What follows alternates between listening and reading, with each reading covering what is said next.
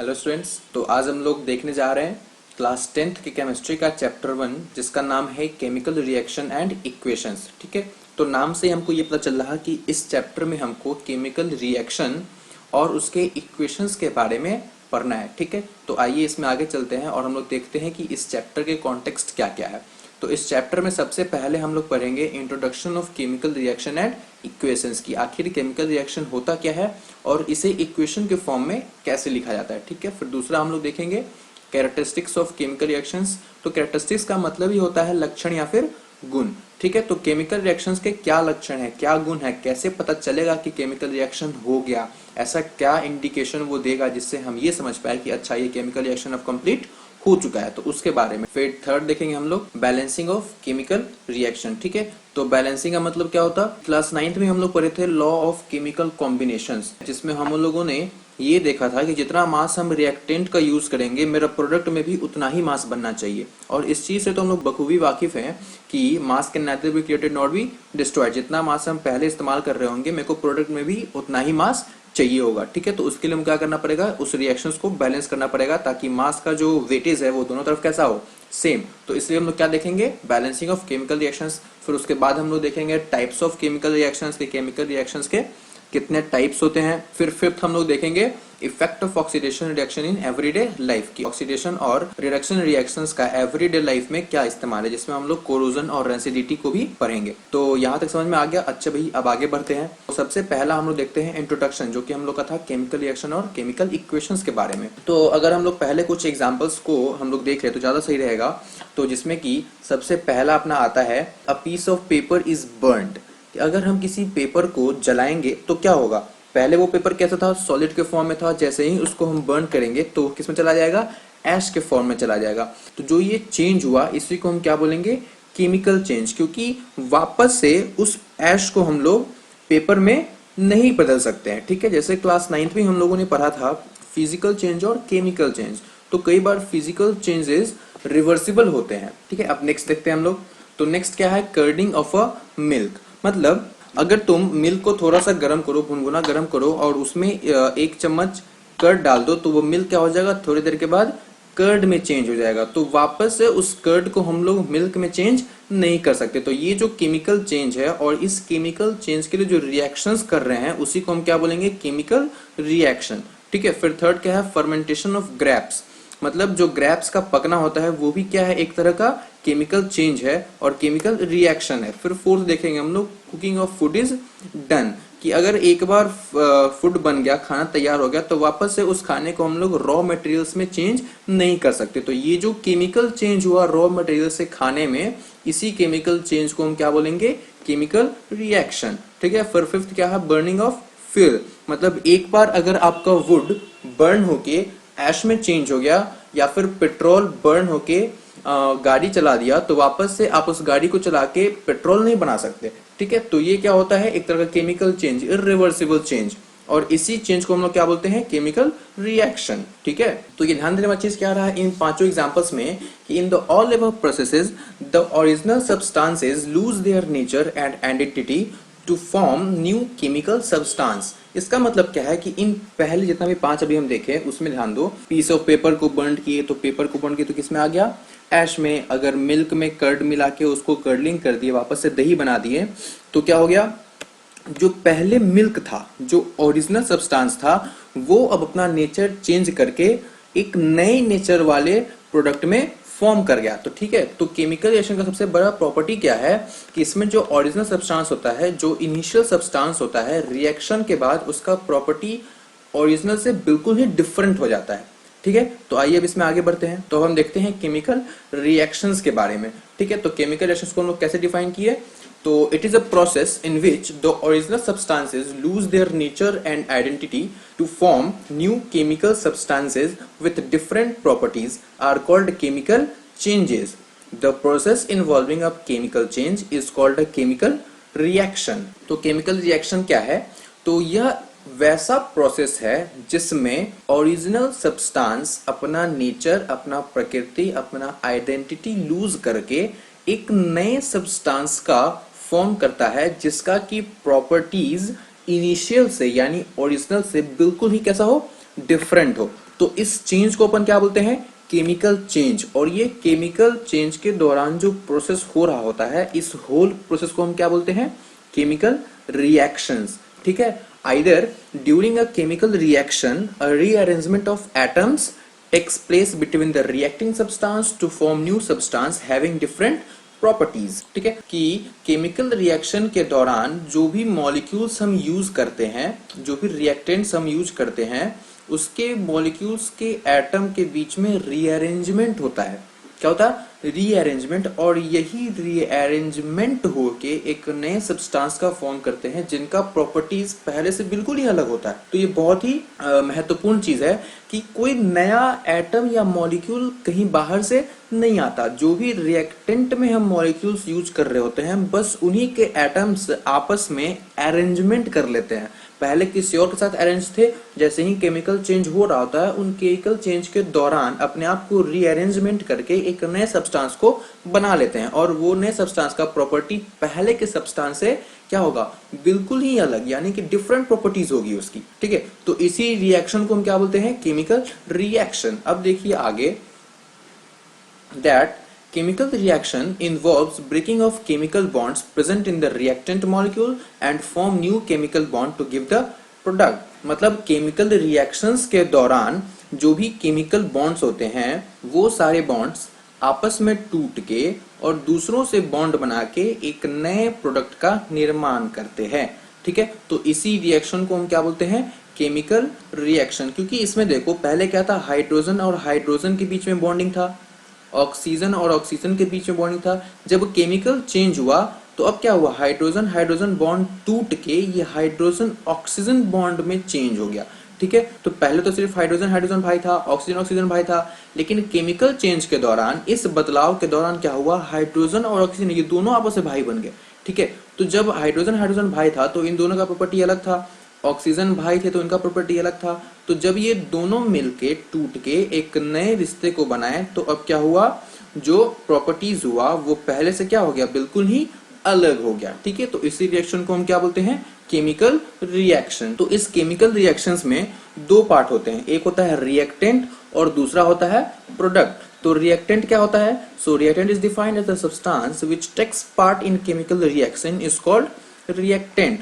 तो chemical reaction में जो सब्सटेंस भाग ले रहे होते हैं इनिशियली, वो क्या कहलाता है, रिएक्टेंट। प्रोडक्ट, ठीक है, तो जो नया सब्सटेंस रिएक्शन के बाद हमको मिला वो क्या हो गया, प्रोडक्ट। और उसका प्रॉपर्टीज इनिशियल से कैसा होगा, बिल्कुल ही अलग, तो उसको हम क्या बोलेंगे, प्रोडक्ट। और जिस सब्सटेंस को हम इस्तेमाल कर रहे थे केमिकल चेंज के लिए, उस सब्सटेंस को हम क्या बोलेंगे, रिएक्टेंट। इस दो के अलावा एक और चीज आता है केमिकल रिएक्शन में, जिसको हम कैटलिस्ट के नाम से जानते हैं। तो कैटलिस्ट क्या होता है, कैटलिस्ट वैसे मॉलिक्यूल्स, वैसे एलिमेंट्स होते हैं, वैसे केमिकल्स होते हैं जो रिएक्शंस में पार्ट नहीं लेते, यानी वो रिएक्टेंट नहीं होते, लेकिन क्या करते हैं, वो रिएक्शंस के रेट को बढ़ा देते हैं।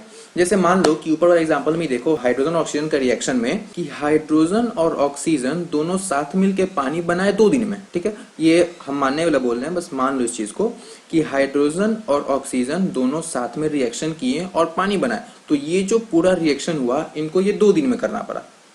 ठीक, तो कैटलिस्ट क्या करेगा, अगर हम इस दोनों रिएक्शन में कैटलिस्ट को ऐड कर दें, तो वो क्या करेगा, 2 दिन के बदला इस चेंज को वो हो सकता है कि 3 घंटे में ही कर दे, 1 दिन में कर दे। तो क्या हुआ, ये रेट ऑफ रिएक्शन को इंक्रीज कर दिया, मतलब रिएक्शंस के होने की जो गति थी उसको क्या कर दिया, इंक्रीज। तो उसी जो एलिमेंट को हम इस्तेमाल करते हैं किसी भी रिएक्शन के रेट को इंक्रीज करने के लिए, उसी को हम क्या बोलते हैं, कैटलिस्ट। ठीक है, तो इसको अपने कॉपी में लिख लेना, ये एक एक्स्ट्रा चीज हो गया। यहाँ तो समझ में आ गया, अब आगे बढ़ते हैं। तो अब क्या देखना है हमको, सबसे पहला एग्जांपल देख लो कुछ, बर्निंग ऑफ मैग्नीशियम रिबन। तो magnesium ribbon burns in presence of air, then after produce a dazzling white to form white powder of MgO। तो जो मैग्नीशियम रिबन होता है, मैग्नीशियम रिबन के फॉर्म में भी होता है। ठीक है, तो इस मैग्नीशियम रिबन को जब हम एयर के प्रेजेंस में बर्न करेंगे, जिसको कि वन वर्ड हम लोग कंबशन बोलते हैं। कंबशन का मतलब क्या होता है, burning in presence of air. तो जब मैग्नीशियम रिबन को हम लोग कंबशन करेंगे तो वो एक व्हाइट पाउडर फॉर्म करेगा। ठीक है, और डेजलिंग व्हाइट लाइट से, जिसको कि हम क्या बोलेंगे, मैग्नीशियम ऑक्साइड। तो इसका रिएक्शन क्या है, Mg plus O2 gives MgO। ठीक है, तो इसमें Mg और O2 जो हुआ, ये Mg और O2 क्या हो गया अपना रिएक्टेंट, क्या हो गया रिएक्टेंट, और ये MgO जो हमको बाद में प्राप्त हुआ इसको हम क्या बोलते हैं प्रोडक्ट। यहाँ तक क्लियर है, ठीक है। तो Mg प्लस O2 ये आपस में मिलकर क्या बनाया MgO, तो Mg और O2 जो इनिशियल था इसको हम लोगों ने क्या बोल दिया रिएक्टेंट, और MgO मैग्नीशियम ऑक्साइड जो हमको बाद में प्राप्त हुआ इसको हम क्या बोल दिए प्रोडक्ट, ठीक है।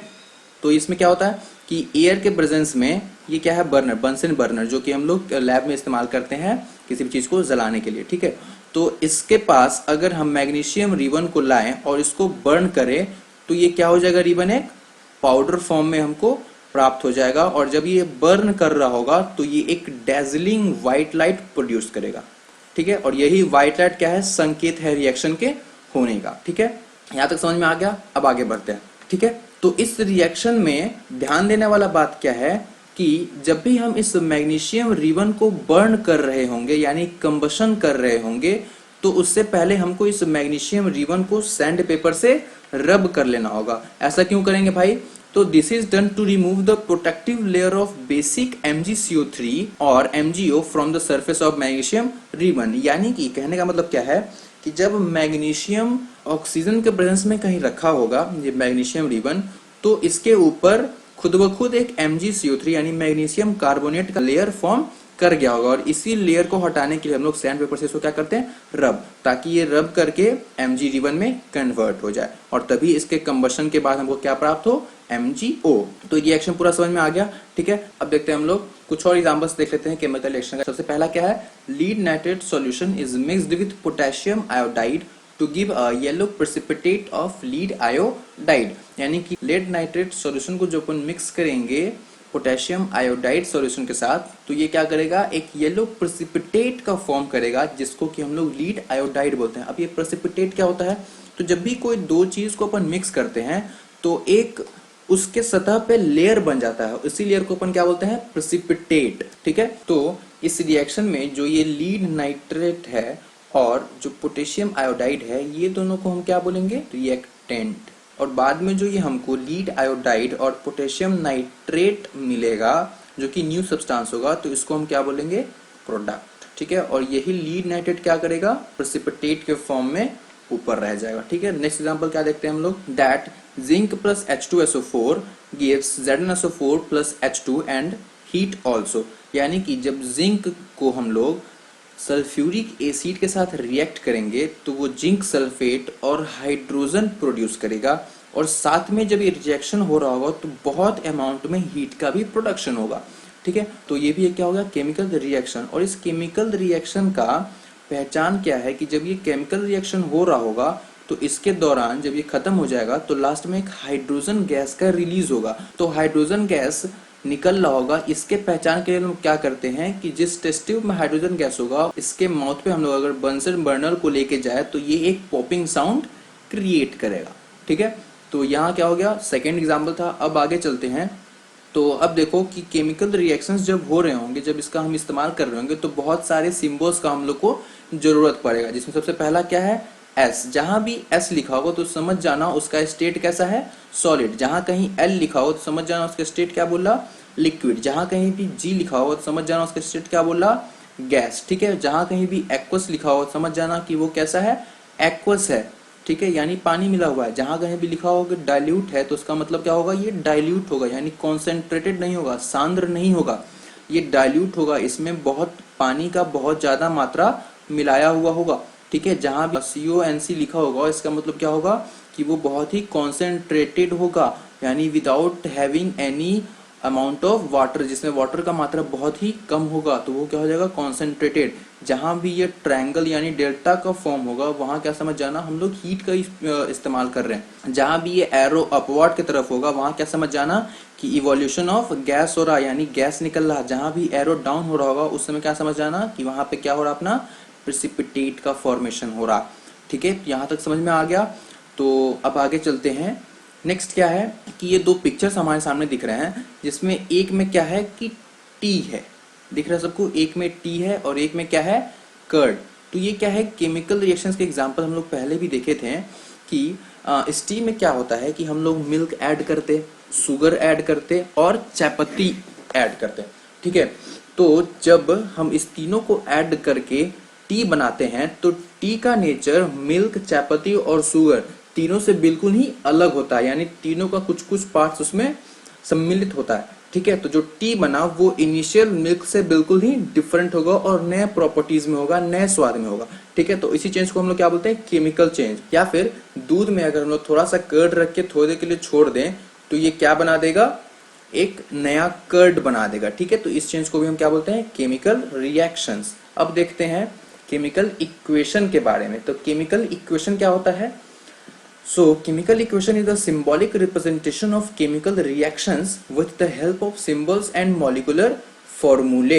यानी कि जो केमिकल इक्वेशन है वो और कुछ भी नहीं बल्कि एक केमिकल रिएक्शन को रिप्रेजेंट करने का ही तरीका है, जिसमें हम लोग सिंबल्स और मॉलिक्यूलर फॉर्मूले का इस्तेमाल करते हैं। जैसे मान लो कि अभी हम लोग देखे थे बर्निंग ऑफ मैग्नीशियम रिबन, तो उस समय अगर हम तुमको बस इतना बोल दें कि magnesium ribbon is burn in presence of air to form magnesium oxide, तो तुमको क्या समझ में आएगा?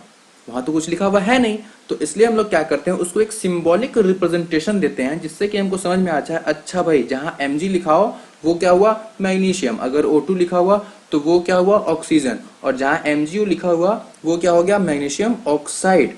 तो ये जो सिंबॉलिक रिप्रेजेंटेशन होता है किसी भी रिएक्शन को लिखने का, इसी को हम क्या बोलते हैं, केमिकल इक्वेशन। तो समझ में आ गया? अब देखो जैसे हाइड्रोजन हो गया, ऑक्सीजन हो गया, दोनों मिलकर क्या बनाएगा, वाटर। ठीक है, तो ये जो H2 है ये क्या है, सिंबल है, ये मॉलिक्यूलर फॉर्मूला है किसका, हाइड्रोजन गैस का। और जो ये G लिखा हुआ है, इस G का मतलब क्या हुआ, अभी प्रीवियस ही हम लोग देखे कि G का मतलब क्या हुआ कि जो हाइड्रोजन होगा ये गैस के फॉर्म में होगा, यानी गैसियस स्टेट में होगा, और जो ये ऑक्सीजन होगा वो भी कैसा होगा, गैसियस स्टेट में। लेकिन जब रिएक्शन हो जाएगा तो रिएक्शन के बाद जो अपने पास वाटर मिलेगा वो वाटर किस फॉर्म में होगा, लिक्विड के फॉर्म में। तो ये जो पूरा का पूरा रिप्रेजेंटेशन है इसी को हम लोग क्या बोलते हैं, केमिकल इक्वेशन। बात समझ में आ गया भैया? आगे बढ़े चलो। अब क्या है, कैरेक्टरिस्टिक्स ऑफ केमिकल रिएक्शंस। ठीक है, तो कैरेक्टरिस्टिक्स ऑफ केमिकल रिएक्शन के बारे में पहले भी हम बता चुके हैं। कैरेक्टरिस्टिक्स का मतलब क्या होता है, लक्षण या फिर गुण। तो केमिकल रिएक्शन कंप्लीट हो रहा है, इसके क्या लक्षण होंगे, कैसे पता चलेगा कि ये केमिकल रिएक्शन हो गया। ठीक है, तो इसके कुछ गुण ऐसे हैं कि सबसे पहला है चेंज इन स्टेट, कि मान लो अगर किसी भी रिएक्शन के बाद प्रोडक्ट का जो भी हमको प्राप्त हो रहा होगा रिएक्शन के बाद उसका स्टेट अगर चेंज कर गया तो हम क्या समझ जाएंगे कि केमिकल रिएक्शन कंप्लीट हो गया। ठीक है, फिर क्या है कि अगर कलर चेंज कर जाए, यानी कि इनिशियल कलर और फाइनल कलर में क्या हो जाए, अंतर आ जाए, तो हम क्या समझ जाएंगे कि केमिकल रिएक्शन अब कंप्लीट हो गया। कि पहले ही हम लोग पढ़ चुके थे ना भाई कि जब भी केमिकल रिएक्शन होगा तो जो न्यू सब्सटेंस फॉर्म होगा उसका प्रॉपर्टीज, आइडेंटिटी, नेचर, वो सारा कुछ ओरिजिनल से बिल्कुल ही अलग होगा। ठीक है, तो ये जो कलर का चेंज हुआ ये क्या दर्शाएगा कि केमिकल रिएक्शन हो गया। फिर थर्ड क्या है, इवोल्यूशन ऑफ गैस, यानी कि कोई भी रिएक्शन के दौरान कुछ भी कर रहे होंगे हम लोग और उसके बाद अगर गैस इवॉल्व करता हो, गैस निकलता हो, तो क्या समझ जाएंगे कि केमिकल रिएक्शंस हो रहा है। फिर फोर्थ क्या है, चेंज इन टेम्परेचर, यानी कि इनिशियल टेम्परेचर और फाइनल टेम्परेचर में कुछ अंतर आएगा। जैसे मान लो कि जब हम लोग रिएक्शन कर रहे होंगे तो उस समय रिएक्टेंट का टेम्परेचर बहुत ही हाई नहीं होगा, यानी कि नॉर्मल टेम्परेचर पे उसको हम रिएक्शन को इनिशिएट कर देंगे। लेकिन कुछ देर के बाद क्या होगा कि अचानक से उस टेस्ट ट्यूब का टेम्परेचर क्या हो जाएगा, इंक्रीज कर जाएगा। इसका मतलब क्या है कि केमिकल रिएक्शंस हो गया। ठीक है, तो ये सब क्या है, इसका लक्षण है, गुण है। फिफ्थ क्या है, फॉर्मेशन ऑफ प्रेसिपिटेट, यानी कि किसी भी रिएक्शन के बाद अगर हमको सतह पे कुछ प्रेसिपिटेट दिखाई दे तो वो भी क्या दर्शाएगा कि केमिकल रिएक्शंस हो गया। तो ये सब क्या था, एक लक्षण था, एक गुण था केमिकल रिएक्शन का, जिससे हमको ये पता चल पाए कि केमिकल रिएक्शंस हो रहा है या फिर हो गया है। ठीक है, यहां तक समझ में आ गया। तो इसके बाद इस कैरेक्टरिस्टिक्स को हम लोग डिटेल्स में नेक्स्ट लेक्चर में देखेंगे। तो यहां तक कोई दिक्कत नहीं है? Okay, thanks.